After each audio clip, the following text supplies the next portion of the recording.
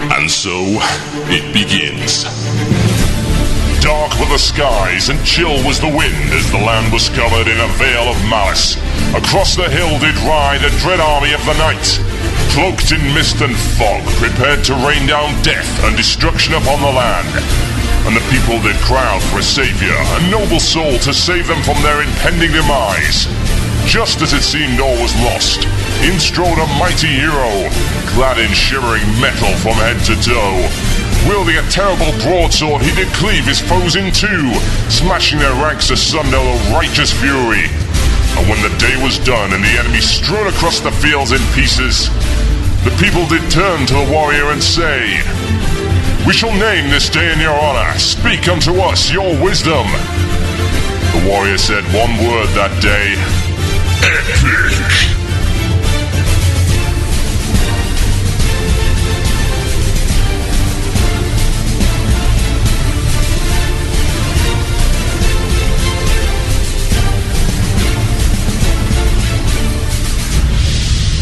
One man, one Murloc, one giant angry badger. This is Blue Plz. It begins now.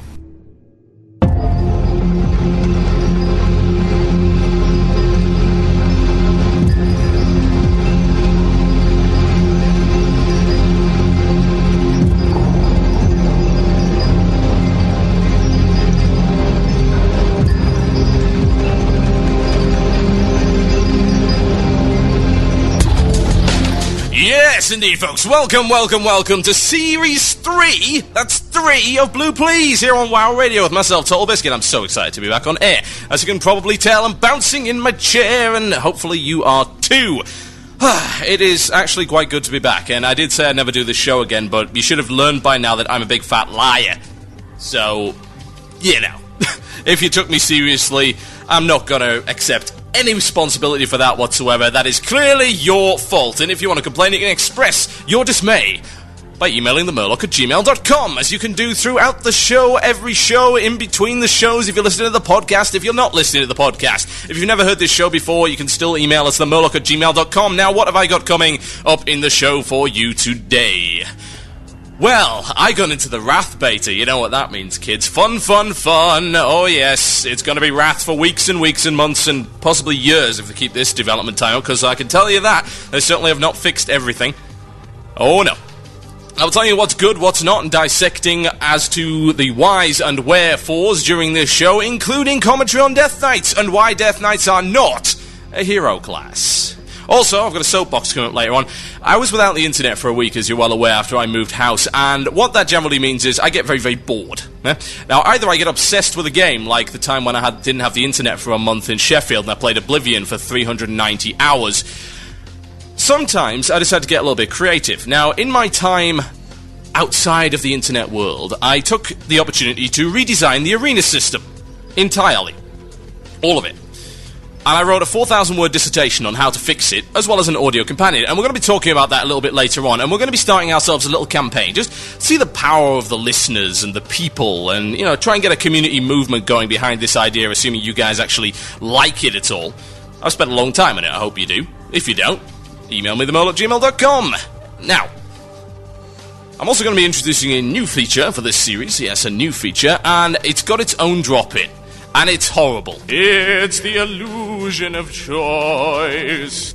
Yes, there you go. It's the illusion of choice. Now, the illusion of choice is going to give you the opportunity to email in every week and pick the topic. You're going to have one chance during each show to pick a topic. And I will, completely unprepared, of course, go into that topic and deal with it for a 15-minute stretch. Yes, I will. So, the illusion of choice, you will get the chance to do so in this show, in fact. Usually I'd say, can't do that. No, because it's my first show. But no, hit me with your best shot, as far as I'm concerned. You can email themurloc@gmail.com. That is themurloc@gmail.com. Subject line, illusion of choice, to pick the topic you would like me to cover for the last 15 minutes of the show. And I will do that. That is a promise. I'll get a topic, and I will cover it. So that's the illusion of choice. I'll play the horrible drop-in again for you. It's the illusion of choice. Yes, I wanted like a Casper Scary Ghost thing, but it didn't really work out. I'm not a very good Casper. Now, For those of you asking what features will be coming back, I'll be introducing them gradually, and the reason is, well, I didn't have internet until an hour ago, so how on earth did you expect me to get everything done? I do have a Nubcake news for you. It's a nice, long Nubcake news for you, and it'll be coming up a little bit later in the show. And next week, Ask the Murloc shall be returning, along with...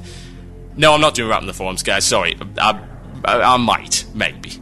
And what I will also be doing is we shall be featuring Terpster songs, but not sung by Terpster. That's going to be coming next week, so you're going to have to listen to that. And of course, those of you who have tuned in for the first time, or just tuning in because of the contest we are running right now, will be aware that we are giving away, not one, not two, but 20 WWI cards. That is 20. 20. That is 10 times 2. It is 40 divided by 2. It is 100 divided by 5. It is 20. Yes! WWI cards, what do they give you? Beta access.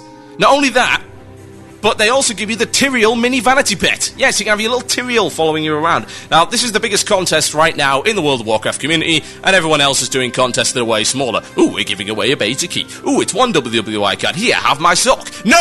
We give away 20 WWI cards because we are just that epic. Yes, I did just say... Epic! Yeah. You know what? I've been waiting so long to get it out of my system, really. It's like it builds up inside you, and you hide it away and you try and push it into a little ball, but it just grows and grows and grows, and eventually it bursts out of your chest. Like a chest burster thing. Now, I better get on with the show, hadn't I? But first, I would like to ask you for a little favour. That's everyone listening on podcast and everyone listening live, and we do have a lot of listeners right now. If you're not already in the IRC channel, we have an IRC channel, and it's full of people, and most of them aren't stupid, although you probably spot the ones that are within about 5 seconds of joining. irc.mmoirc.com, that's irc.mmoirc.com. Hash or pound WoW Radio, that is hash or pound WoW Radio, and if you don't have an IRC client where you are right now, you can actually use the one on our front page. Go to wcradio.com, click the IRC chat button at the top of the screen. Our front page is wonderful, it has all sorts of little bits of information, but that's not the request I was going to ask you to do. No. You see, Blue Plz has been flagging a little bit in digs recently, and it's more of a matter of pride, really. Digs for shows on the podcast page, well, not a lot of people come from Dig. I think our total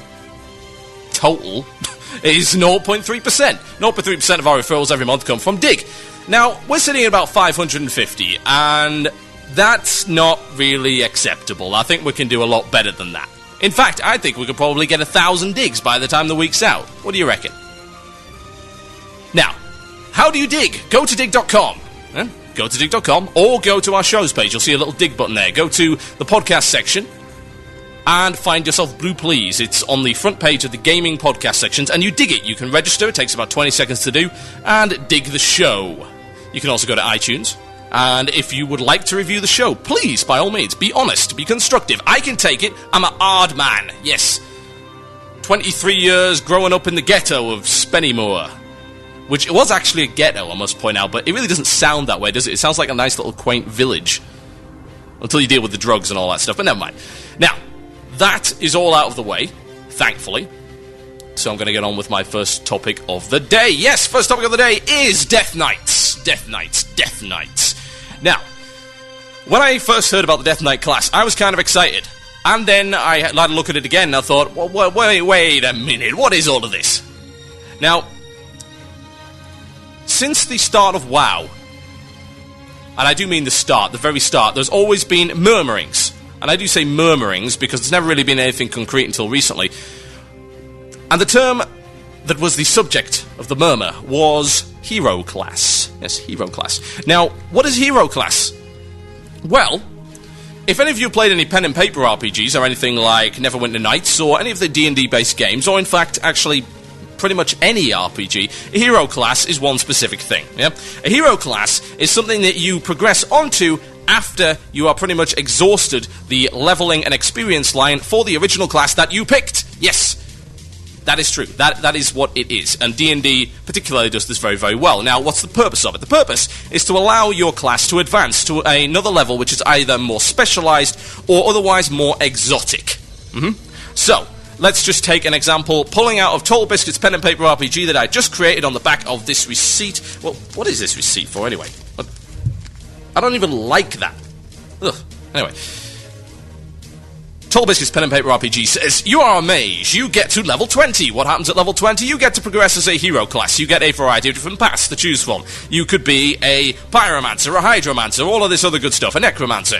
And that's your hero class. You sacrifice some of the general use of your class, some of the all-around utility and the flexibility to become something more powerful yet more specialized. Or otherwise more exotic. Something a little bit weird, yeah? Your standard classes, your warrior, your priest, your mage, they all upgrade to, barbarian or crusader or anything like that. That's how, at least that's the traditional way of viewing a hero class. Now, of course, you might come back to me and say, well, that's only pen and paper RPGs. Well, you might think that, of course, if you hadn't played, pretty much anything by BioWare, which gives you the option of hero classes, prestige classes, stuff like that. Knights of the Old Republic 2, prime example. Mass Effect, more recent example. Even the D&D games, Neverwinter Nights, also give you hero classes and all that kind of thing. There's plenty of games, plenty of computer games specifically, that actually give you the option of creating a hero class. Now, what gets me about the fact that they brought hero classes into the game is the fact that they didn't bring hero classes into the game. They brought hero class into the game, singular. Now, I'll probably get into the silliness of this a little bit later on, but the problem I specifically have, more than anything else, more than the whole, oh, well, it's going to be Flavor of the Month class, oh, well, there's going to be too many of them, oh, because everyone can get them, everyone can play them, and the fact of the matter is that nobody's going to be able to get into a guild as a Death Knight. It's going to be a pretty much worthless alt that's only going to be used for farming dailies. The real problem I've got with it is the fact that it isn't a hero class. It's not. It isn't a hero class. What is it a logical progression of? The answer is it's not at all. It's not a logical progression of anything. It's another class. Now, I'm not complaining about the hero class. Not the hero class itself, but the Death Knight. The Death Knight is fine. As a class, while it is at the moment, of course, OP, and let's face it, who didn't see that one coming? Oh, they've introduced a new class after 3.5 years. Oh, and it's overpowered. There's a shocker. I can't say I was particularly stunned by that. But the problem I've got with it is not the fact that it is OP, and I don't even have a problem with the class. I think the class is really nicely designed. It's a hell of a lot of fun to play, and hopefully when you guys get into the beta, or this little contest thing, well, I say little contest, once you get into the beta, you'll be able to try the Death Knight out, and you'll find the starting zone is one of the most wonderfully awesome crafted things you have ever seen. Oh, yeah, you might think that I'm being a little bit negative about the game, but to be honest, it's only because I like the game an awful lot, and there's a lot to like about Wrath, but I have to say that the implementation of hero classes was not one of them. Now, you might say, well, you're just talking about principle here, what is in a name, really? Well, the problem with a name is the expectation attached to the name, especially when it has historical context. And by historical context, I of course mean the context of pen and paper RPGs and past role-playing experiences, whether or not they be pen and paper, tabletop, or video games. The expectation of a hero class is something that is completely different than what it is implemented in Wrath at the moment. The expectation is specialization. The expectation is more exotic. Now, yes, the Death Knight is definitely exotic. There's no two ways about that. It's got a very exotic way of looking at particular things. The problem I've got with it is not the fact that it is exotic in itself, but that it is not a logical progression from anything. We can have a look at the classes. You could say, well, it's a logical progression from warriors. Well, it actually really isn't. Yes, it can tank, but it doesn't tank in the same way. It's a logical progression from shamans. No, it's not that either. It's a logical progression from paladins. No, it's not that either. No, it's not a logical progression from anything, and it seems capable of doing an awful lot of things. Now, it disappoints me, the fact that this has come in like this, because we know for a fact, I think we can probably surmise at least to 99% certainty that there will not be another hero class until the expansion after Wrath. Now, if it's taken an entire expansion to release a new patch, logically, we could draw the conclusion that it's not something they're going to be introducing in patch content. No, not at all. I mean, why would they do that? There's money to be had, and the Death Knight was billed as the biggest selling point of Wrath. And that confuses me more than anything, really. It's like, a new class is the biggest selling point of an expansion, which allows you to add on to your existing character. So you're going to add on to your existing character by rolling a new one. But how? How does that operate? I mean, how does that work? It's the same with the problem that I had with them introducing new races in the Burning Crusade. For some reason, people think that's a selling point. It did. I mean, there was so much excitement over Blood Elves and Draenei. There really was. And back in the day, I think I was still doing Blue Plz around the time, and I said, why? I asked you, well, these are not pieces of content.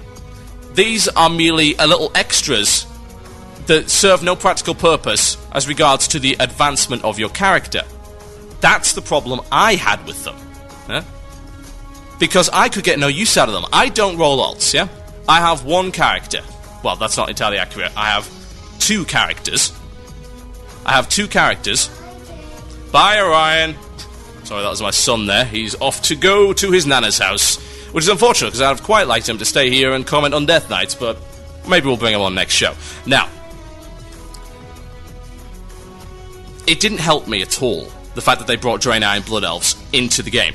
Yes, it affected me because when I was playing a Horde character at the time, I suddenly have access to Paladins. The thing is, that did not require the addition of a new race. Indeed, a lot of time and effort was spent putting those zones in. Zones which I will never see, because I don't want to roll another character. I have a mage on US side, I have a mage on EU side. One is Horde, one is Alliance. They're both the same level. And I am only interested in playing mages. I don't care about any other class at all. Don't ever think that I am unbiased, because I am. I am so biased. I really am. Because I love my mage, yeah, and I'm not liking the implementation of that at the moment, but we'll come on to that in a later section of the show. The fact of the matter is that races did not advance my character, and neither do Death Knights. Yes, you might say, well, they changed the group dynamic, well, they changed the raid dynamic. Yeah, well, as far as I'm concerned, all that does is give me yet another class I have to compete with for raid spots. And considering the current space and requirements of 25-man raids, those spaces and those spots are going to be few and far between. And I'm not a big fan of that. Of course, I want to get into raids. And I want to get into raids on the basis of my usefulness, rather than on the basis of who I am or what position I happen to have in any guild at the time. That's not a fair and balanced way of allocating raid slots, and dealing with yet another class in there is going to make things difficult. So, I guess my conclusion on that has got to be that Death Knights are very, very cool, exceptionally cool, and you will get to play them in the beta if you get in there. Just, seriously, give them a try. They're very fun to play. The problem is, I like my mage, and I have no way to advance it other than the usual everyday run-of-the-mill ways. When I come back after the break, I'll be talking about what's the same and what's different in Wrath of the Lich King. I'm going to play some Captain Dan for you right now. This is Dead Mind's Battle, and I'll be right back after this. You're listening to Blue Plz. My name is TotalBiscuit. This is WoW Radio. Keep listening for your chance to win WWI cards. Enjoy.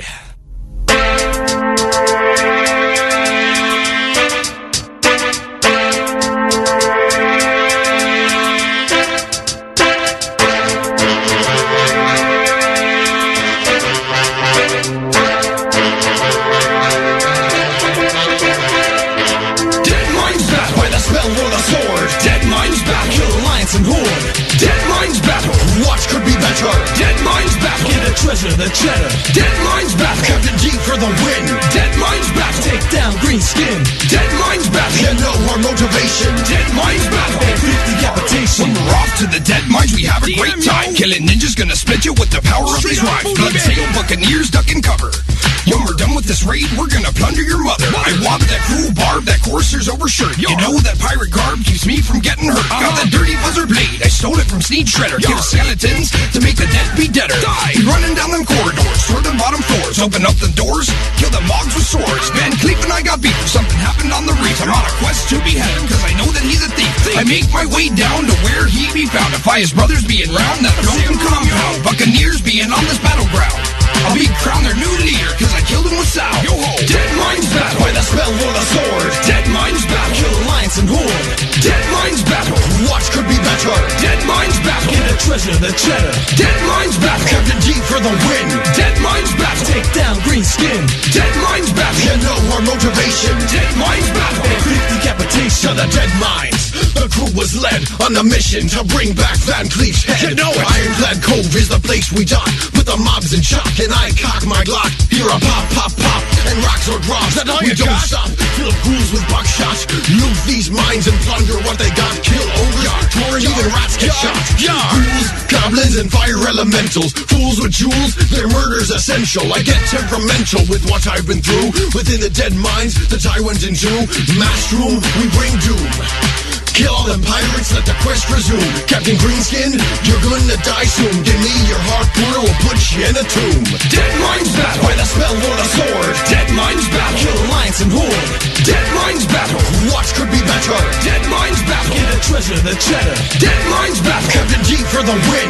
Deadline's back, take down green skin. Deadline's back, you know our motivation. Deadline's back, and quick decapitation. Walking through these mines, trying to see what I can find. Whether it's vintage wine or the treasure that's divine. The flow is redefined when you hear these pirates rhyme. I'm steady on the grind, so I sit back and rewind. Take a break from my ship, then my mind starts to drift. Aroma coming in, I get a whiff from the ship. So I go on board and I can take what I live. This critter cookie cooking, looking at me, and he starts to trip. Slick kick to his lips, and he dips, running off, making random noises. Oh man, do I enjoy this. Eating his delights all night, busting in the door. Look at Mr. Smite, and he's ready for a fight. Hit him with the left and the right, my might is out of sight. He gets up, looking pissed, swinging and miss. Hit him with the fist, still he persists. To his chest to improvise, surprise, I got your hammer, bro. Scott free the damage. Deadline's back, by the spell or the sword. Deadline's back, kill alliance and horde. Deadline's back, watch could be better. Deadline's back, get the treasure, the cheddar. Deadline's back, Captain D for the win. Deadline's back, take down green skin. Deadline's back, you know our motivation. Deadline's back, and quick decapitation.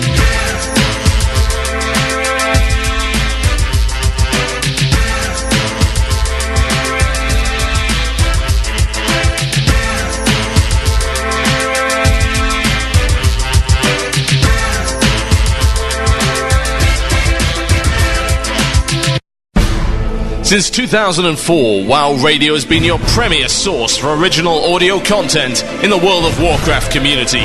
Needless to say, we have no intention of stopping now. Casually hardcore. Got a life, yet you're still level 70? It's more likely than you think. Tune into Casually Hardcore for the grown-up perspective on WoW with Gnomewise and the crew on Sundays at 12 p.m. EST. Wow, things considered. Blizzard's got a watchdog, and these guys are always hot on their heels, discussing the hottest blue posts and Blizzard news throughout the week. It's Wow Things Considered, with Cadwellian and Dunko on Fridays at 7 p.m. EST. The WoW Insider Show. What happens when you bring together two of the biggest WoW news sources and dump some of the most knowledgeable and entertaining people in the WoW community into one room? And Terpster. You get the WoW Insider Show, bringing together WoW Insider and WoW Radio's expertise to inform and entertain you every week on Saturdays at 3:30 EST. Warcraft Anonymous. They can quit anytime they want, they just don't want to. Get your fix and feed your addiction with Hiko and Railvass on Warcraft Anonymous. Every Saturday at 7 p.m. EST. Octail and Hordak versus the world. Satisfy your gaming urges with Parsec Award nominees Octail and Hordak as they take on everyone and everything in their outstanding show, Octail and Hordak versus the world. Sundays at 2 p.m. EST. TV Show About Video Games. As if you hadn't had enough of the cynical Brit, veteran shoutcaster, station owner and proper English gent TotalBiscuit brings you his perspective on the gaming scene, packed with news, reviews and great music. TV Show About Video Games, Mondays at 2 p.m. EST. Max Speed. Going real fast, in no direction in particular, it's your light-hearted look at what's going on in the World of Warcraft and the gaming community, hosted by a Mexican and a guy in a Twinkie suit. Tune into Speedy and Max Map's Max Speed on Saturdays at 5 p.m. EST. Download anything you've missed from WCRadio.com and be sure to tune into our live shows. We promise you it's going to be epic.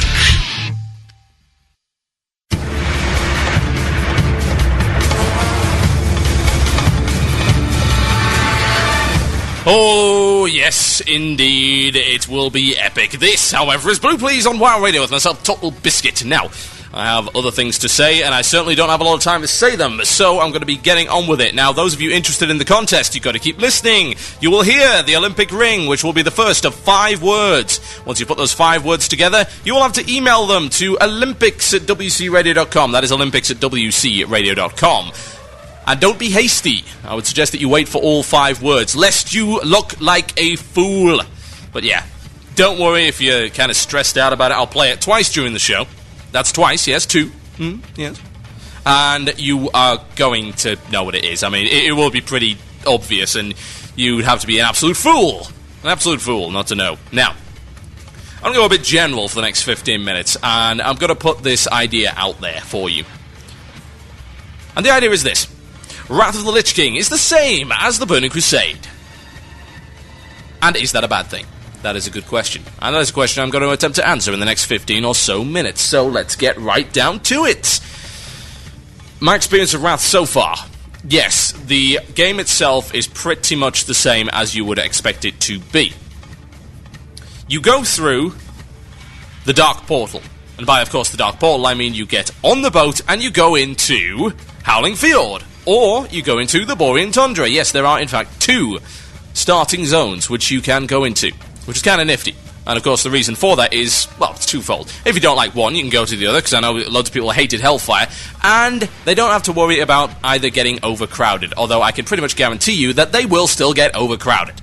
This will at least, however, try to alleviate some of the overcrowding. What I will say is that, good lord, please, please, please, do not try and do the Zeppelin pirate bombing mission in the first few days. It will not happen. That Zeppelin's going to be full. It's a daily quest where you basically go around on the Zeppelin, and you have to drop bombs down from the Zeppelin, because, of course, you can't fly in Northrend as of yet. And you're competing with everyone else to do so. And let me tell you, it's hard enough to do it on your own with no one else there. With 200 people crammed on the Zeppelin trying to throw bombs at every pirate they see, good luck. That's all I can say with that. Ugh. It's going to be a nightmare. I'm going to be avoiding that like the plague. Now, you go into these areas, and what you see is pretty much what you would expect. It looks prettier, and it looks different. Now, it doesn't look as outlandishly different as the Outland. See what I did there? Dear. Yeah, I better not do that again. Now, it looks a lot more, I'd say realistic. Realistic is the wrong word, because nothing in WoW looks realistic whatsoever, and indeed it shouldn't. What it does is it's very much more matte colours and pastel shades going on there. It looks a little bit more muted. If you were going to use the word realistic, that would probably be the best way to describe it. Obviously, again, it doesn't look realistic at all, but the pastels are more muted and the shades are more muted, and it's nowhere near as wacky, and it's got nowhere near as many crazy, bright, primary, garish colours that the Outlands had, indeed, at least in the first few zones. No, it's a lot more restrained in its colour palette, and that's not actually a bad thing, because it does look very, very, very good. I mean, I'm not kidding. You have no idea. If you've never played the beta and you've just looked at the screenshots and you haven't seen the game in motion, you really have no idea whatsoever as to how cool it is. Let me give you an example. They've increased the view distance a lot. And I'm not just talking like a few feet. I'm talking like 5-10 miles. Let me ask you to do one thing for me. Go into beta if you have access, and of course when you do get access, go and try this. Get on your mount, and I'm not talking about your flying mount, just your normal mount, and go to the top of a very big hill, and just look. Just look at the amount of detail, and look at the distance. Look at the amount of terrain there is there, and just look at how well made it is. And just marvel at it just for a moment, because you know what? I say a lot of very negative things on this show, and I won't apologise for any of them, because they're all true. Or at least true in my crazed adult mind. But I think there's something that we really do forget. And that's the magic of WoW. And how it made us feel when we first started playing it. How awe-inspired we were by the world. Why were we awe-inspired by it? I mean, it's nothing we hadn't seen before. It was just so well put together. And it looked so great. And there was all of these little details. And everything felt like it was supposed to be there. You felt a sense of belonging in a world that you just entered. And Blizzard is very good at that. And you know what? It continues into Wrath. And I'm hoping that you guys will get the same feeling that I got when I started playing beta. And that was that feeling, that lost magic feeling, that feeling of belonging that kind of got swept away with all of the raiding and the repeating of the level 70 content and all that kind of thing, after I'd seen everything and done everything, and then going into this new area where everything was just so well put together. It felt like it was supposed to be there, and it felt like you were supposed to be there, and that was great. And I really like that. I think, again, that's something we really do forget. So take some time to appreciate the little details. Now, talking about little details, let's talk about the way that quests work in Wrath. The answer is, of course, exactly the same, but there's a lot of variety there. Now, you know how questing works. And you know what quests are kind of interesting and stick in your mind as cool and not cool. And you know, hopefully, what you'd like to see in future quests. Now, They've introduced an awful lot of quests which involve doing things which are somewhat out of the ordinary. They have reduced the amount of kill this many quests and collect this many quests. What they've done is, the ones that they have in there, they've spiced up a little bit. For instance, I came upon a quest which is around level 70-71 quest, and it involves killing these proto-drakes, and there's a big storyline behind this, and you can go and investigate it, and you'll see if you're in Howling Fjord. The proto-drakes and the Viking-style proto-titan race that are inhabiting the area are very prevalent, and the storyline in that area is linked pretty much entirely to them. And they have these proto-drakes, and they're flying around this area which is pretty much on fire. And the fire looks great. I mean, you haven't seen these fire effects yet, unless you've been watching our videos, of course. The fire looks awesome. And you have to go into this area, you've got to kill the proto-drakes. Of course, you can't reach them, they're too high in the sky. So what happens is, the guy who gives you the quest also gives you this wand, yeah? And everyone's able to use this wand. It's this terrible little wand that does about 20 damage, but he says he's enhanced the range to about 100 yards. And it actually does damage as well. It's not just like, say, the lasso that you get in the quest you find in the Blade's Edge Mountains, where you've got to go and wrangle those netherrates. It's not just a token item like that. It actually does damage. It actually acts like a proper wand. And it has a huge range on it, so that allows you to bring the mobs down to you. And that, to me, is interesting, because it shows a little bit more thought being put into the quest. It's not a slapdash quest, they actually made it unique. And I will remember that quest for a long time, because it was unique. But that is not anywhere near as unique as some of the other quests that I found while I was wandering around in the Howling Fjord. There was a quest based around an area which is like a giant strip mine of sorts. It's a huge quarry-like area, and it's filled with dwarves from the Explorers League, and gargoyles which are attacking the dwarves. Now, there is a daily quest there, there's in fact several quests, and you are allowed to ride in a dwarven flying machine. And it's not just a flying mount. This thing handles entirely differently. It appears to be an example of what they're going to be doing with the siege engines later on, which of course haven't yet been implemented. The mechanics and the movement of the flying machine is entirely different to anything you've seen before. It's not like a flying mount where you have complete freedom of movement. This thing handles, yeah? It has a particular curve to it when you're trying to turn. Its turning circle is nowhere near as tight as a flying mount, and it has momentum, which is unheard of. I mean, you can just stop your mount at any time. This you can't. This is a flying machine. It's like a prop plane. So this thing has momentum. You can't stop it. You've got to just keep going with it, and you've got to swing it round, and the way that you pilot is very intriguing. Now, the first quest involves grabbing these bags of ore or gold or whatever, and you drag them up and you put them in this hopper, and you think, okay, that's okay. And you get the next quest, it's like, right, now we've armed it with machine guns and rocket launchers. Go and kill some gargoyles for us. And that's a daily quest. And you get rep for it and everything. Now, to me, that shows an awful lot more effort. Massive amount of effort being put into quest design to create something which is unique and interesting. Because, if anything, I think that's something that the TBC really had a problem with, and I don't think daily quests really fixed it either.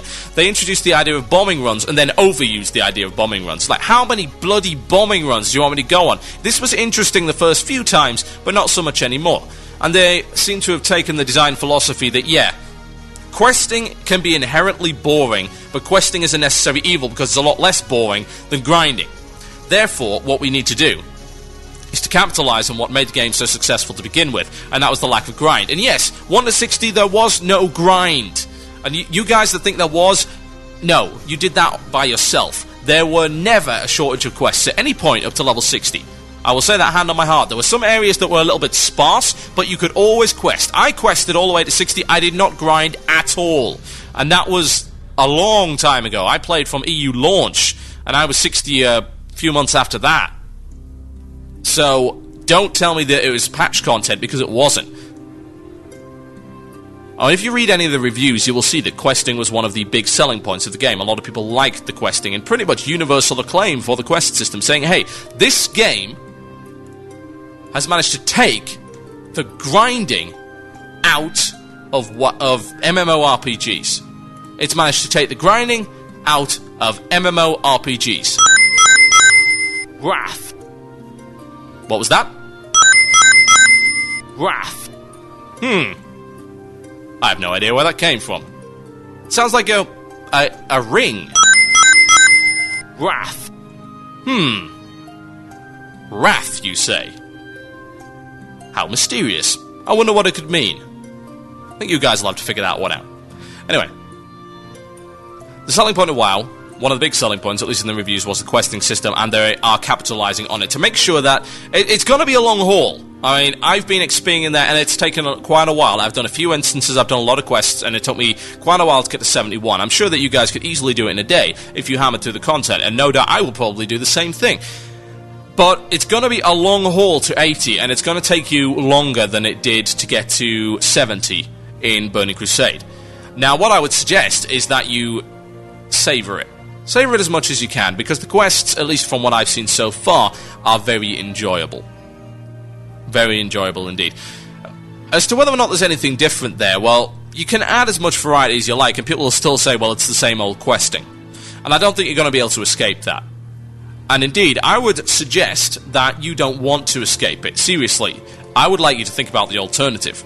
Think about pretty much any other MMO that's had issues with XPing and leveling up, and the grind associated with it. I used to play MUDs, and all you got to do in that was grind, and it took longer than it did in WoW to gain a level. And there were 100 levels in the MUD that I used to play. And I played it for like 5 years, and I didn't get to level 25. Oh, and you lost levels if you died. Think about the alternative. I think that WoW players really are quite spoiled at the moment. They really have no idea how it used to be. How things used to be. I sound like a bit of an old man there. It's kind of sad. But I really don't think that a lot of you realise just how easy you've got it. And I would suggest that you really do try and enjoy Wrath of the Lich King and the quests that are involved in it. Because as cynical as I am, I found myself smiling and saying, ZOMG, this is awesome, at a myriad of different things. And they were mostly associated with quests. Now, as regards to the instances, again, you can expect the same kind of thing. You can see our Wrath of the Lich King instance videos. We did 2 commentated videos for the first 2 instances. We plan on doing a few more later on. Utgard Keep and the Nexus, that's what we've got up there. Check out wcradio.com or have a look on Warcraft movies, they have them. You can also have a look on Filefront, search for WoW Radio, and you'll find our videos there. Some well-commented runs there, and you will see that the instances are pretty similar to what you can expect. Utgard is a straight linear run. There is one gimmick in Utgard, and that involves the first forge room, whereby the entire room lights up in flames. And yes, you will say, OMG, this is awesome. I can pretty much guarantee that. You're not going to ignore it. And what happens is you have to kill Forge Masters, which unlock the various flame walls. So it's basically just a blockage system. It's nothing special, but it looks cool. Now, the Nexus is a non-linear instance with areas which just seem to be pointless and exist only for the purpose of giving you something to look at and things to kill. Now, again, not necessarily a bad thing. Learning the navigation is something of a lost art, in my opinion. Instances have been very linear of late, particularly stuff that isn't raid content. And indeed, even raid content has been quite linear in the way that you advance. Their definition of non-linear was, well, Black Temple, so they called it. They called it a non-linear raid experience, and it wasn't by any stretch of the imagination. There was a order of things you had to do it in. Now, as regards to the Nexus, there isn't really a particular special order that you have to do anything in. The first boss is actually the last boss, and you can't access him until you killed all the other bosses, because he's frozen in carbonite. Yes, TotalBiscuit solo. He's actually frozen, and you have to unlock him by clicking these different orbs. Again, nothing really new there. But I think the question you've got to ask is just how new do you want it? Can you reinvent the wheel? Because, as far as I'm concerned, that is not what WoW did in the first place. It didn't reinvent the wheel at all. It greased it a lot, it shined it, it gave it big, huge, stonking spinners. But it didn't reinvent it. Pretty much what it did was what everyone else had done, just better.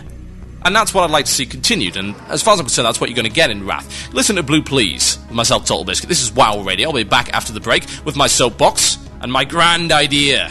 I'll play you some Nubcake news. I'll be right back after this. Enjoy.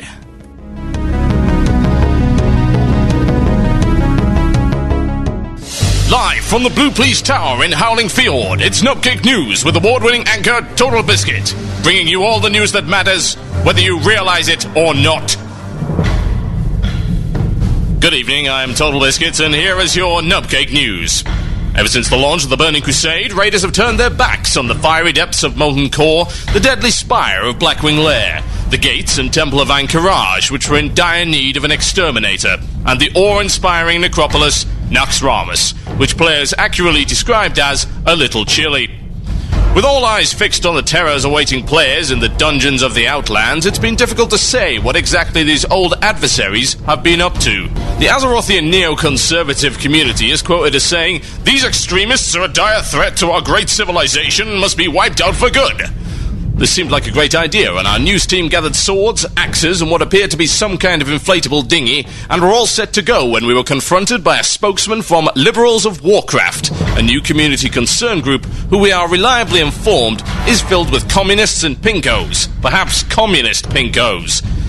The spokesman is quoted as saying, "Oh, leave them alone." With such compelling testimony, our news team laid down their arms and went back to doing what they do best, playing DS and drawing penises in PictoChat. This reporter, however, will not be stopped by any low-down dirty liberals, and determined to narrate himself in the third person, set off himself to find out what's been going on. After many days of dangerous trekking that could have all been avoided if he'd just rolled a mage, he arrived at the Molten Core, where we now bring our correspondent TotalBiscuit live on the scene. TotalBiscuit? Yes, thank you, TotalBiscuit. I'm standing here now in the middle of Molten Core, and while it's still as pleasantly warm as ever, the entire place appears to be deserted. So you can confirm that you are not in fact being eaten by a core hound at this very moment. Yes, TotalBiscuit, I can in fact confirm that. The eating, the gnawing, the screaming, and the horrible fiery death is conspicuous by its absence. Thank you, TotalBiscuit. We go now to senior wildlife specialist TotalBiscuit, who's been poking around in the temple of Anchorage. Yes, thank you, TotalBiscuit. I would ask you to keep your voice down, but see, there's absolutely nothing here. Our investigation reveals that the temple appears to have been fumigated. There are no traces of life, indeed. All we found was this note on the fridge. They had a fridge? I am reliably informed that they kept Viscidius there in a jello mold. Wait, didn't raiders actually kill Viscidius? How could he have been in the fridge the entire time? No, TotalBiscuit, no. Nobody ever killed Viscidius. That's why you didn't get your silithid femur. Would you stop reminding me of that? Why do you sound like me, anyway? Budget cuts. We couldn't afford a second reporter for this farcical feature. We're still busy trying to repair the fourth wall. TotalBiscuit, what does the note actually say? It seems to say, lost our jobs, couldn't pay the rent, got evicted, out looking for work. P.S. We hate you all. Thank you, TotalBiscuit. That was most illuminating. Onward we went, venturing to our final destination, Naxxramas, where we discovered a most peculiar sight. Reporting live from the scene, it's Robert Horton. Just kidding, it's TotalBiscuit. TotalBiscuit, what we have here is the site of the Naxxramas Unemployment Agency, whose slogan appears to be, "We'll get you back on your feet," or wings, or tentacles, or big swirling fiery thing. What the hell is that anyway? A vortex. I guess it's a vortex. Could be a cloud. No. Definitely a vortex. Concise and to the point. Have you been able to see what's inside yet? Not only that, but I've been able to interview several of the applicants. Well, how did you manage that? Isn't this live? You only just got there. TotalBiscuit, please. Do you really think we have the budget for live? Everything's pre-recorded these days. Even you. But, how could that be? TotalBiscuit, please. I don't expect you to understand. You're just an idiot. Just trust me on this one and roll the tape. I'm here at the Naxxramas Unemployment Agency, where it appears there's a huge line of legacy raid bosses.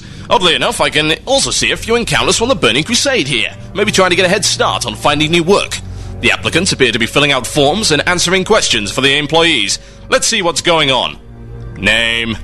Your heart will explode. Mr. Explode, do you have any experience in the areas of heavy lifting, plumbing, or agricultural research? Your friends will abandon you. Ah, social worker. Great. Fill out I-376-B and file it in the blue box. Next. Name. Oh, for God's sake. Security, get this firelord out of here. He's melting the necropolis.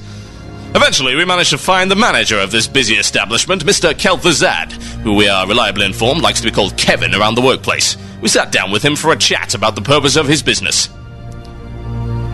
Well, you see, Naxxramas used to be the talk of the town. Everyone would come here to try their luck. The place was jumping. The undead were feasting happily on the flesh of the innocent. Everything was great. That is until they opened that damn portal. Suddenly there's nobody to be seen. Nobody's trying to steal my epics, kill my minions. Hell, even Mr. Bigglesworth's feeling safe again, and let me tell you, that cat needs discipline. Sure, I hate it when he dies, but if he doesn't, he chews on the damn carpet. Do you have any idea how difficult it is to get a repair guy up here? They keep demanding hazard pay. Ridiculous. The only person I've seen past year was my grandmother. She knitted me this cardigan. Said it was a bit chilly up here. I like this cardigan. Do you like this cardigan? It looks a bit garish to me. I said, do you like this cardigan? Best cardigan I've ever seen. That woman is a goddess. She's dead. Oh. Hasn't stopped her from knitting, though. No, you never could keep the old girl down, even with arthritis. So, Kevin, let me ask you a question. Where exactly are all these old bosses working? Well, we here at Naxxramas believe in sharing the wealth and the plague, so they've all come to work for me. We're getting a second chance thanks to Lich King, splendid old chap, so we think they should too. For you? Wait a second, how many bosses does Naxxramas have now? 73. Well, 74 if we can get Viscidus out of the fridge. They just seem so happy in there. Do you think any of them are holding a grudge? I mean, I used to be a raider. Why don't you ask Patchwork? He's standing right behind you. So, as you can see, a community-conscious raid dungeon for the new expansion. We hope there's a long reset timer. This has been Nubcake News. Good night. You're listening to the archive recording of Blue Plz. Music was removed due to copyright reasons. If you'd like to hear the live music, then tune in live at 5:30 EST. That's 10:30 British Standard Time on Fridays at wcradio.com. Ah, the good old days, when all the guildies really wanted was to swim in a pool of epics. These days, forming and maintaining a guild is a lot harder than just keeping the players in line. They want to be able to see their own DKP at a glance. They want their own forums. They want a site that's fast and looks professional and clean. Oh, look. Why waste time doing all that yourself when you can get everything and more from MyGuildHost.com? MyGuildHost.com comes from the people who brought you UGT Ventrilo servers. That means low prices, great service, and enough features to drown an entire tribe of Murlocs in.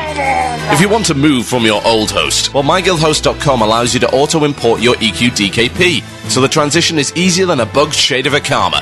What, you still wipe on him? Well, we can't help you with that, I'm afraid. See what MyGuildHost can do for you and your guild by checking out MyGuildHost.com.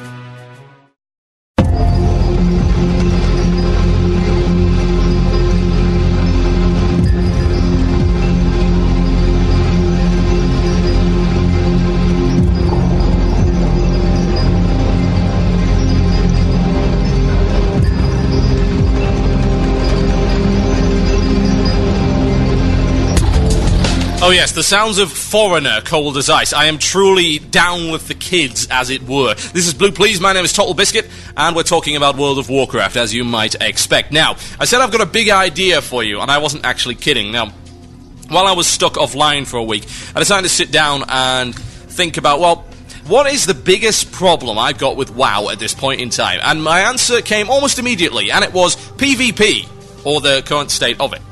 Now, as a guy who rolled on a PvP server and enjoyed many a gank on the way to 60, I'm saddened to see the current state of PvP. It's pretty terrible, to be quite frank. Battlegrounds are pretty much awful. AV consists of nothing more than running to the other guy's boss as fast as you can, not even to stop to fight in the middle like we always used to do. Where did the 5-hour AVs go, man? I mean, their system's just terrible. All of the other battlegrounds, I can't even figure out what Eye of the Storm's supposed to be. It's just a complete and total mess. But the biggest problem I've got is not battlegrounds. My biggest problem, and my biggest beef right now, is arenas. And you might say, TotalBiscuit, what's so wrong with arenas? Arenas are fine. And of course I would call you an idiot, because they're not fine. They're clearly not fine. They're indeed one of the biggest sources of complaint within the WoW community right now, and yet no one seems to know how to fix it. They all come out with these little elements. It's like, well, this is wrong, this is wrong. It's like, yeah, well, all of these things are wrong, but what's really wrong with it? Well, I'll tell you what's really wrong with it. The fact of the matter is that it's a bad system from the get-go and needs a complete, total overhaul. So I decided I'll overhaul the system. And I'll write a proposal. So I started writing, clickety-clickety, sounding like this. 5 hours later, I've got 4,000 words, or so, give or take. And I've also got a 20-minute audio presentation, which pretty much consists of me reading the design document, because some people are just too lazy. I mean, I suppose there's kind of concern for people who are hard of sight and can't really see it very well, but, you know, most people are pretty lazy and they prefer to hear it rather than actually have to read it. So, in the next few minutes, and I say few, I mean like 15, I'm going to explain this system to you.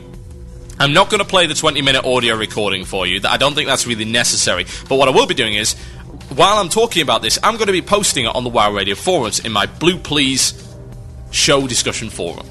Now you might ask, TotalBiscuit, how do I get to this miraculous forum? Well, the answer is quite simple, my dear. Go to wcradio.com, click the forum button. Yeah? Well, when you do so, well, I'm going to do this right now. I'm going to walk you through it. Open up your browsers. Fellows, let's do it. Click the forums button at the top of the screen. Click the forums button. And I've broken the forums. Why did I tell you to click the forums button? Oh no, it's working again. There we go. It's just going to slow down a little bit, I would imagine. Now, go to the forums. Scroll about halfway down, you'll see show discussion. Click on Blue Plz. And what you're going to see there in a moment is a thread called It's a Top. TotalBiscuit's Arena Revamp Proposal. It's a top. I spent all night thinking up that, really. That's actually a lie, I didn't. It was all week. Anyway, I'm going to post this for you, and you're going to get to read it. It's going to be exciting. And at the moment, I'm uploading the audio recording, so you can listen to it after the show. And I do mean after the show. If you tune out to listen to it, I will kick your ass. Like, I'm not just talking your ass, it's like a collective ass-kicking of sorts. That is what is going to happen. And you won't like it. Oh, no. No, you will not like it. So I'm going to post this right now. I'm just going to preview it just to check that it's all okay. Yep, seems to be fine. Oh dear, the message exceeds the maximum allowed length, 20,000 characters. I have a maximum allowed length on my forum? What is this? Somebody fix it right now. I'm going to try and fix it live on air just for this. Now, in the meantime, I'm going to tell you something about this arena system. Now, the arena system that I envision is a league system with divisions. So, not your average run-of-the-mill whatever you have right now. Oh, no, absolutely no. It's going to be a league system, and it's going to be divided into several divisions. Okay?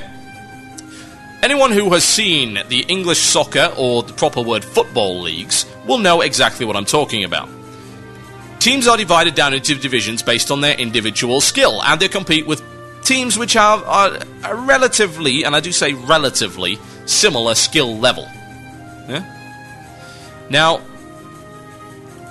what this allows, of course, is for competition within a cross-section of a skill level, and what you're going to see is relatively evenly matched games. Watching, say, Swansea Town versus Manchester United is going to be pretty dull. Why? And this is a football metaphor, if you hadn't already guessed, so the Americans are not going to understand it. Why is that not interesting to watch? Well, unless you like watching a game which consists of nothing more than a completely horrible sound thrashing, then you're not going to enjoy the game. And I would hope that you don't like that, because that's really boring, guys. I mean, come on. You know, do you really want a boring game? No. I want to watch an evenly matched game. Yep. At least as evenly matched as you can get. Yeah. Not entirely evenly matched, because that's never going to happen. You're never going to get a thing which consists of two completely evenly matched teams. It's not going to happen. What you will get is a game which is relatively similar. Relatively. Now, that's okay. So, and I've posted this thread, by the way, guys. You can go check it right now. Go check my forums, wcradio.com, click the forums button at the top of the screen. You can see my idea, and you can read it in full. Now, you're going to ask me, well, how do we divide the players? Well, that's quite simple. Currently at the start of every season, we've got a kind of qualifying phase. And it's not really a qualifying phase. It's, if I could say that word on air, I would say it's a cluster beep. Yeah? Or in fact, I'm going to try and censor myself. It's a cluster... Yeah, it's that. It's a complete mess. Now, why is it a complete mess? Well, basically, everyone's rating gets reset to 1,500, yeah? And what you have is you've got a big dog-eat-dog kind of phase for the first few weeks. until the teams distinguish themselves again. And what that basically involves is, every season, anyone trying to get into the system gets their ass thoroughly kicked, regardless of skill, because they're beaten down by players with both more skill, more organisation, more experience, and more gear. And that sucks for anyone that wants to play. So what you have is, you've got to take the biggest problem factor that is causing imbalance out of the equation. Now, you're going to ask me, TotalBiscuit, how do you do that? I actually waved my hands in the air there just to kind of enunciate my point. Well, here's the thing that you do. You remove gear as a part of the equation. Now, this is currently done in tournament settings, but it's not done in everyday play, which boggles the mind. Now, this is the biggest thing which is causing imbalance in arenas, besides class imbalance, which, as of course, has to be fixed. The biggest problem that's causing imbalance between teams is gear. Now, what do? Well, you give everyone the same gear, and you say, TotalBiscuit, that's ridiculous. I disagree. Now, during the qualifying phase, I would suggest that everyone that is in this qualifying phase, and this can start sometime after level 80, right, give them like a month after the first guy hits level 80 to start the qualifying phase. Everyone gets a set of qualifying gear, yeah? For free. An entire set. I'm not kidding. They give it to you for free. And you say, TotalBiscuit, that's stupid. And I respond while saying, ha! But it doesn't have to be good gear. It just has to be PvP gear. So they give you the set, and you go into the qualifiers, and you've got to play 10 games a week. Yeah, at least. You can play as many as you want, but you've got to play 10 games a week. And your win-to-loss ratio is what dictates which division you go into. The guys who won 40 games, lost none, yeah, they'll be going to the top division. Now, they will be competing with the cream of the crop. Yeah? And there'll be, say, 3 other divisions, and anyone that doesn't get all of the games, or does really, really badly, goes into the bottom division. You split it down via percentiles, yeah? Bottom 25 go into the bottom division. And by 25, of course, I mean 25%. 25% after that, they go to the next division. All the way up to the top division. Now, once you get into that division, the first season will begin. And that season will issue you a set of gear, 8 pieces and a weapon, based on what division you are in. So, let's say we've got divisions A, B, C, and D. If you are in Division D, you get a set of Division D gear straight away off the bat for free. Okay? And you're looking at me saying, has he gone mad? And I'm like, well, hear me out. The gear doesn't have to be great. Yes, I want them to use it in PvE. I want them to experience PvE. Feel free, use a PvP gear in PvE and see how far it gets you. I want these sets properly balanced, yeah? And each division's going to have a slightly better set of gear. And, of course, by the time you get to the top division, you're going to be having some really kick-ass gear. Probably about the equivalent of the Season 4 gear you've currently got. Now, here's how the divisions work. Based on your performance during a season, and I want to shorten each season to 4 weeks, yeah? 4 weeks. Based on your performance, you will either stay in the same division, or if you're in the top X%, you will be promoted to the next division. And the bottom X% of each division gets relegated at the end of every season. They go down a division, yeah? At that point, the next season begins. Now you say, well, if seasons begin so soon, then surely these guys are going to be getting new gear. And I'll say yes. What they're going to be doing is they're going to get their gear updated slightly, very slightly. Now, the problem I've got with season gear right now is the idea is every season it's supposed to keep up with PvE to some degree. Problem is, seasons are so far apart that you really can't accurately judge what the current state of PvE is. So you end up getting gear that is ludicrously overpowered or ludicrously underpowered one way or the other. Now, if you do slight updates every month, you can keep the balance reined in. Now, the idea of having the same gear is to ensure that you have balance, yeah? But that's not to say, of course, that your gear is not going to change as you go up and down divisions. You're going to get better gear. Now, depending on what division you are in at the time, depends on what level of gear you have. So, say, you started off at Season 1, you started off in Division D. You play Division D for 3 seasons, yeah? By the end of Season 3, you have a set of Division D Season 3 gear, yeah? And then you get promoted to Division C, yeah? You now have a set of Season 4 Division C gear. Now, if you were to drop down to Division D again, your Division C gear, you would get to keep it, yeah? You can still have it, but it wouldn't be updated every season. Only the division you are currently in gets updated gear. So, for instance, you start off in the top division, you never get back up there again. Eventually, the lower tier gear in the lower divisions is going to be more powerful than your Season 1 high tier gear. That represents, of course, the idea that you have to constantly compete in order to keep your gear up to scratch. You have to earn your gear. I'm not kidding. You really have to earn anything past the first division, as in the one at the bottom.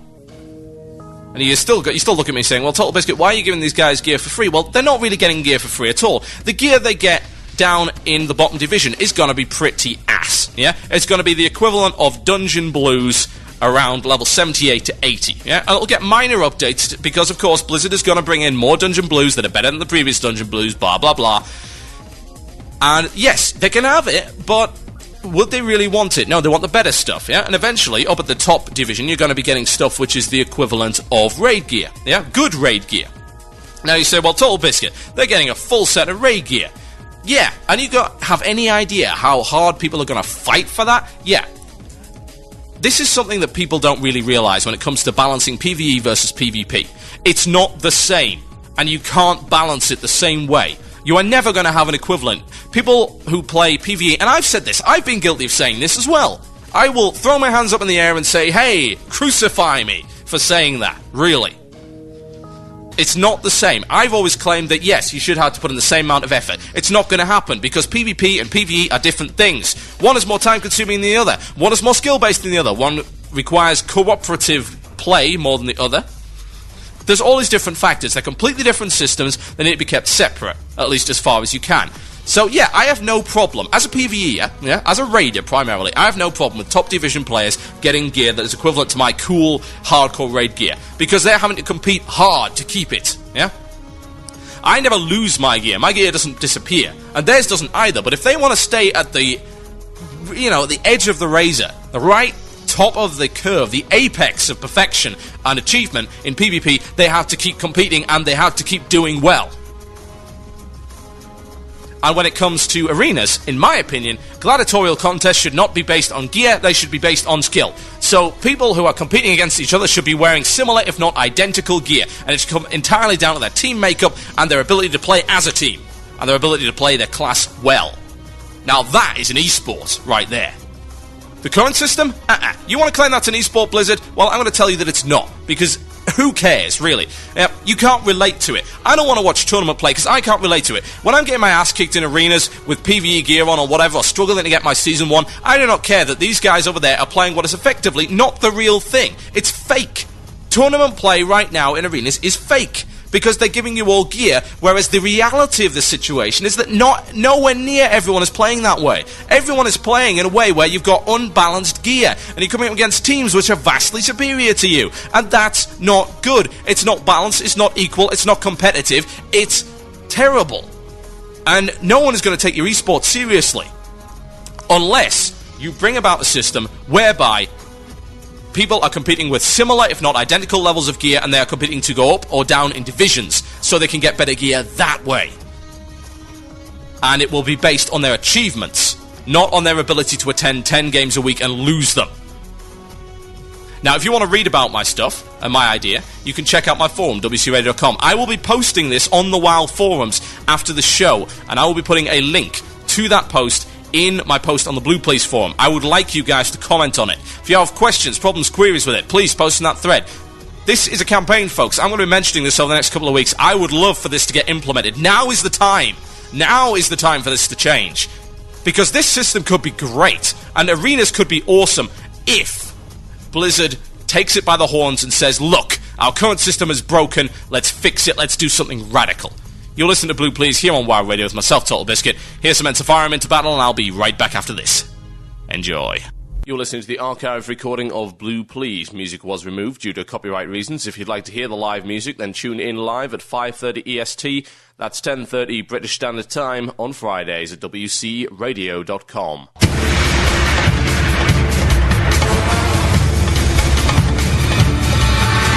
Oh yes, the sounds of Enterfire into battle. If you weren't listening live, you didn't hear that. That means you need to listen live next week, and it will be back to the proper time, yes indeed, the proper time, which will be 5:30 EST.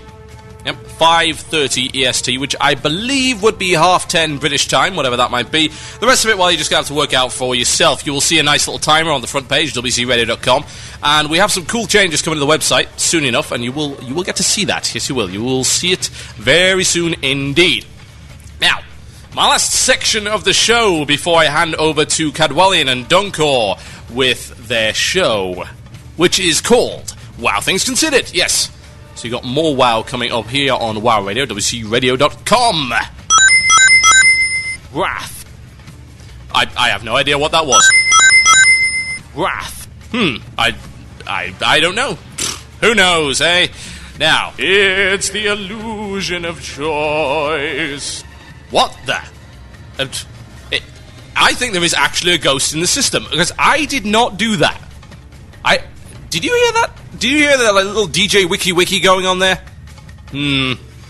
I think my drop-in is haunted. I am terrified. Now, we're going to go to the email box. Yes, I'm going to open it up right now, and I'm going to pick one at random. Yes, I will. And I promise you this is actually random. So here we go. I'm going to close my eyes. I literally, just imagine. Yeah? Close your eyes as well, and you can imagine me closing my eyes in front of a screen, staring at you guys with your eyes closed in front of another screen. It's an infinite loop thing. It's kind of scary. So, close my eyes, and I'm going to click, and it is an advert for GameStop. Let's try again. I need to spin the wheel thing here. That would be pretty awesome. Of course, none of you are going to believe that this is actually random, but, you know, it's the illusion of choice, guys. Here we go. And it is Arcane Mages. What a surprise. Actually, it's mostly Mages. And this one comes in from... Where's his name?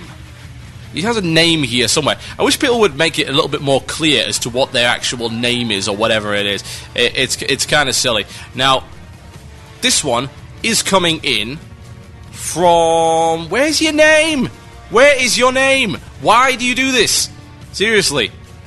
Things a lot easier. This one has come in from a Peter... How do you pronounce that? Dushlev? A Peter Dushlev. And he says, "Hey TB, thanks for coming back on the air." Well, you are welcome. I would like to hear your opinions on Mages in beta, particularly with the changes to Arcane. I have a feeling that you just wanted me to rant, really, because that's pretty much what you're going to get. Honestly. You're going to end up with me ranting for ages about this. Now, I'm going to make your topic a little bit more general so it will appeal to everyone else who's listening, because I'm sure you guys don't want to hear me ranting for 15 minutes about Mages. Do you? Really? Let's see in IRC. We'll take a vote. Yes, we're going to take a vote in IRC. If you want to hear 15 minutes of ranting about Mages, I would like you to type the word rant in the IRC channel. If you do not want to hear 15 minutes of me ranting about Mages, type no rant. Vote now. I'll have a little kind of silly thing here. We'll go do do do do do do do. This is voting music. Yes, it is. It's voting music. It's voting music. Ha! You're all getting kicked, idiots. Anyway. I don't believe you guys fell for that, really. I must have seen like 50 people just get kicked out of the channel there. You fools! We shall take away their metal boxes. Right. Okay. We are doing Mages. Now, I'm going to make this a little bit more general, because there is a point that I would like to make on the subject of Mages. Now, let me talk about Arcane for a minute. Arcane, the whipping boy, the red-headed stepchild, the third wheel of Mages. Everybody hates Arcane. Now, question is, why does everybody hate Arcane? Well, the answer as to why everyone hates Arcane is actually pretty damn simple. Arcane has always been a completely inviable spec for doing anything. You can't do anything with it. Now, back in Legacy content, its only use was for Pom Pyro. Yeah, that was its PvP spec there. Only use in that respect was for Pom Pyro. Now, in the Burning Crusade, finally, we got some equipment that actually helped, and a spell that actually helped by the name of Arcane Blast. Those of you who don't know what Arcane Blast does, basically you cast Arcane Blast, it starts at 2.5 seconds, and every time you cast it, it gets quicker to cast, but it costs more mana to cast. It stacks up to 3, and there's this little debuff that stays on you, which is the casting speed and the mana cost, and will disappear after 8 seconds. Yes, 8 seconds. Now, with 2-piece tier 5, a Shadow Priest, and good enough gear, you could do a nice rotation. 3 Arcane Blasts, 1 Arcane Missiles, and a Scorch, which actually worked pretty damn well. And I indeed was in a Black Temple Raiding Guild using that spec and rotation. And you know what? I was top 5 DPS. And you say, well, TotalBiscuit, top 5 DPS isn't all that impressive with 25 mans. You know what? I don't care. Screw you. You know, you're so negative all the time. That's your problem. Now, this was okay, yeah? It was viable if you had the proper gear, but it really wasn't a preferable spec. I mean, unlike other people who have, I don't know, let's see, specs that work! Yeah, isn't that nice? Spells that actually make sense, that synergize well with the playstyle, and the playstyle is clearly defined. No, we're not going to have that, are we? You don't see Prot Warriors trying to DPS. You don't see Holy Priests trying to DPS. Oh, wait, you actually do, don't you? Oh, dear. Now, the problem with Arcane is that the talents don't go together. What the talents do is they work for every other tree. Yeah? They're actually beneficial for every other tree. They're not actually as beneficial for the Arcane tree. It's madness. It's absolute madness. I mean, there are some trees in some classes that, yes, they have useful talents that you can cherry-pick from, so you can go with a hybrid spec. Arcane is all cherry-picking, yeah? At least it was. It was all cherry-picking. Basically, if you were playing, you're either playing Fire or Frost, and you probably take Clear Casting, and maybe if you're playing PvP, you take Pom, and maybe Improved Silence and stuff like that, but you wouldn't actually get anything else.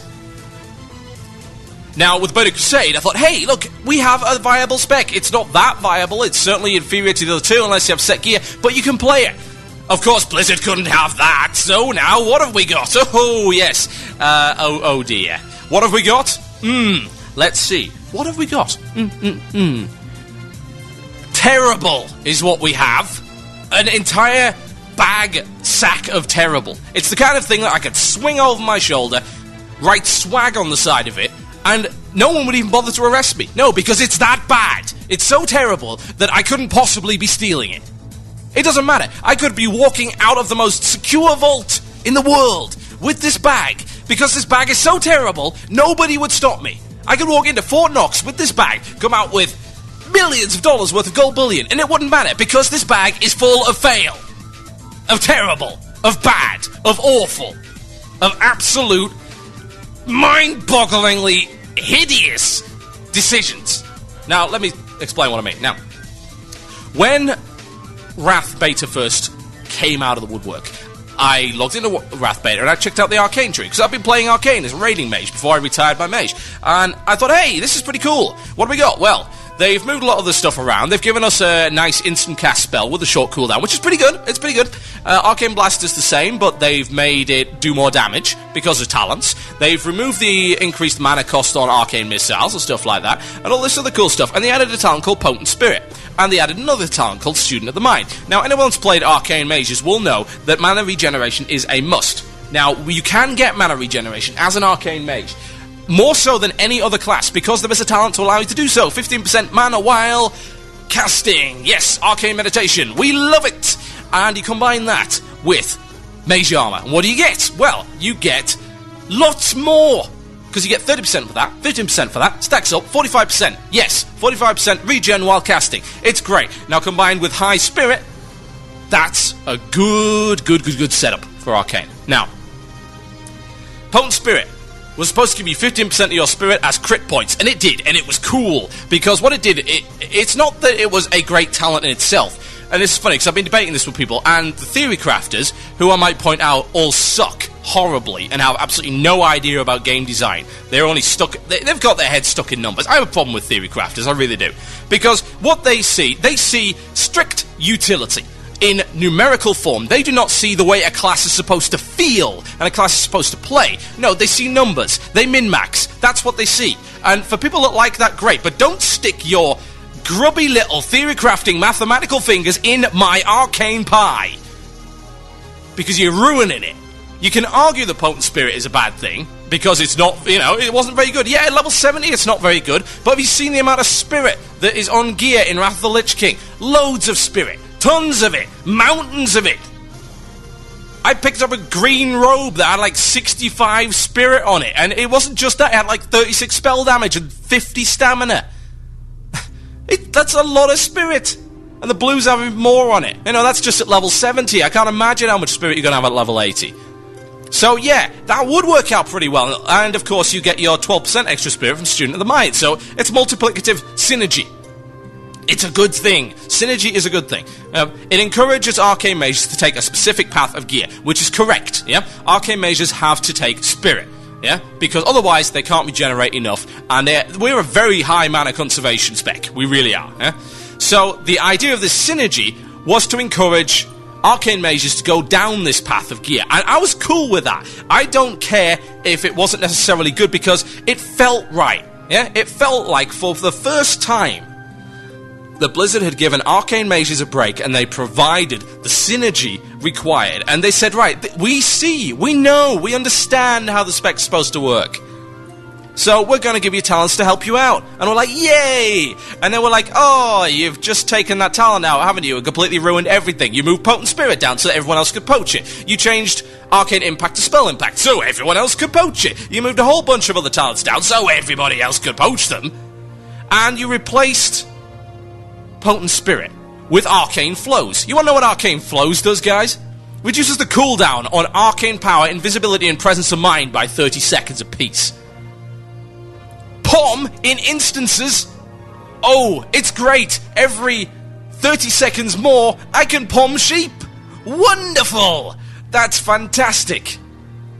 Or I can use Arcane Power, which drains my mana even more. And of course I'm not going to take Spirit Gear now, because I don't have Potent Spirit, and I've got this Student of the Mind, but it's okay, because everyone else has got Student of the Mind, so everyone else is going for the Spirit Gear now, and even though they don't actually need the Spirit Gear, they're going to take it anyway, just for the sake of it, and, you know, I don't have anything anymore. You know, I don't have anything to call my own as a spec. You know, you can look at stuff and you can say, hey, that's Feral Druid gear, hey, that's Balanced Druid gear, hey, it's all of that stuff, this is Proc Tank gear, and you can't look at anything and say that's Arcane Mage gear anymore, because Potent Spirit was taken out, and I don't care if Arcane Flows is technically mathematically better, because it's not good synergy.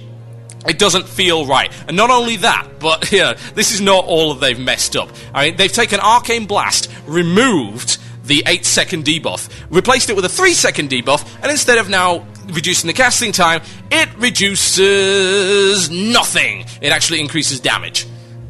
Yeah? What does that mean? Well, try casting a 2.5-second spell with a 3-second debuff in a situation where you're going to get any spell pushback whatsoever. What happens? Oh, look at what happens! You can't keep the debuff on you, so you can't get the increased damage, so it's an inefficient nuke. Not only that, but you can't have it as part of a rotation anymore. Now, you can't even cast that little Arcane Barrage thing, the nice little thing that you now have. Now, what's worse is they added a new talent in called Missile Barrage, which basically makes your missiles cast at half the time, yeah? It's like, pew, pew, pew, pew, pew, machine gun arcane missiles, haha. I fire at the darkness, yes I do. And because of the fact that it only procs off of Arcane Blast, you have to pretty much spam this spell, which has spell pushback. You can't even have it in your rotation. You can't rotate the way you used to be able to. It's a mess. It's like, what are they even doing? And the issue that I've got with this is that this is something that DPS classes, particularly pure classes, suffer from more than anybody else, because other than DPS classes, everything else is a hybrid class. Warriors are hybrid classes. No kidding.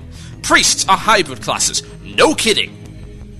Everyone else is a hybrid class except for pure DPS classes. And always, always, always we find a tree that is not as useful as the others, because they don't seem to realize the different ways of doing damage. It's like, well, it's obvious. If this class is doing healing, this class is doing tanking, and this class is doing DPS, and then you've got a class which does all three, it's obvious. Each tree is dedicated to that different role. We just do damage, yeah? That's all we can do. And we want different ways of doing it, otherwise we get bored of the class. It's already bad enough hammering one button in an instance. It just seems to me they need to go back to the drawing board with DPS classes in general and take a long, hard look at the mechanics of doing damage. Because right now Arcane Tree is a mess, and as much as I'm loving the Wrath of the Lich King beta, I do not want to be involved in that spec right now because it's embarrassing. Because who in their right mind would really take that? My name has been TotalBiscuit. This has been my first episode of Blue Plz. Feel free to comment on the forums. Check out our other shows at WCRadio.com. And right after this, we'll be having the one and only Wild Things Considered with Cadwallian and Dunkor. Thank you ever so much for listening, guys. It's been awesome. I hope you tune in next week at... what is it again? Yes, 5:30 EST. It'll be awesome. It will in fact be epic. Good night.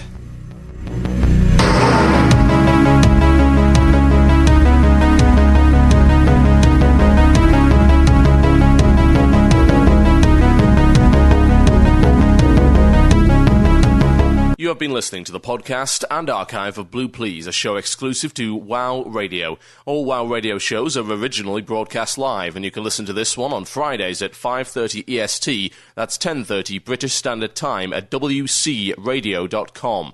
Your support is appreciated, and donations are always welcome via PayPal at wowradiodonations@gmail.com or via the donation button on our website. We appreciate your feedback. Feel free to review our shows on iTunes